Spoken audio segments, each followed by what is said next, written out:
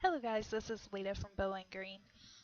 Today we're going to be talking about special education, a service, not a sentence. We're analyzing the article using the template for analyzing the logic of an article. And just a little bit about the article. It's about a fifth grader named Oscar who is an English language learner and has auditory processing problems. And the article is about his integration into an inclusive education model with the school he's in. So, what is the main purpose of the article? It's to provide an example of the inclusion education model, but also provides principles for application with this model. And the key question that the author addresses is how do teachers use this education model and yet still allow students to receive the education, the individualized instructions that IEP students need. And in order to really get into depth with this, the most important information is that it took the commitment to the inclusion education model and its related practices, but also the cooperation between the teachers, like his general education classroom teacher, his special needs teacher, his ESL teacher, the family and administrators that helped to reintegrate Oscar back into his neighborhood classroom. So, what are the main inferences or conclusions in the article?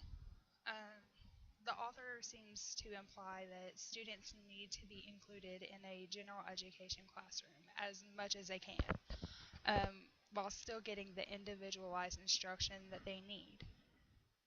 And the key concepts that we need to understand in the article is the inclusion education model itself.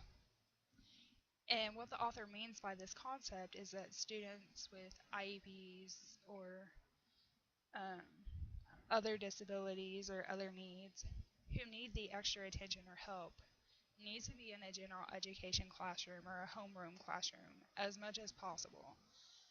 And yet they still need to get this individualized instruction and help. Like with Oscar, who has a social worker and a therapist and the ESL teacher, the special needs teacher, and all of them collaborating together. So, what main assumptions are underlying the author's thinking? Um, the main assumption is that the inclusion model has been proven a success in many cases other than Oscar's case. And the implications, if we take this line of reasoning seriously by the author, is that students with special needs will enhance academic levels and the social skills that will help them develop long lasting relationships. But on the flip side, the other implications, if we don't take it seriously, are that students who are not in a homeroom classroom will fall further behind and not develop long-lasting social relationships as easily as others. So, what is the main point of view that's presented in the article?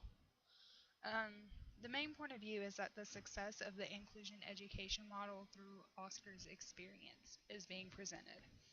Um, Throughout the article, it talked about Oscar's transition from being into this homeroom classroom setting and having the individualized instruction. But after a trigger moment in his life, which was his grandfather's death, he kind of began to lash out and he joined a gang and was eventually expelled from school.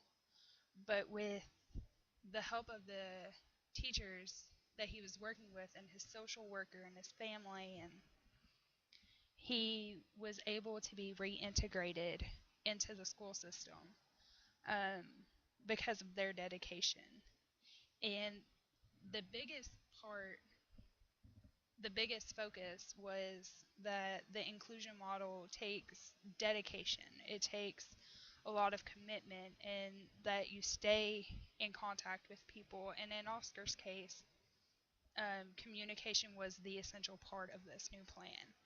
keeping in touch with the therapist and the social worker, the ESL teachers, the general classroom teacher, and also keeping in touch with the family.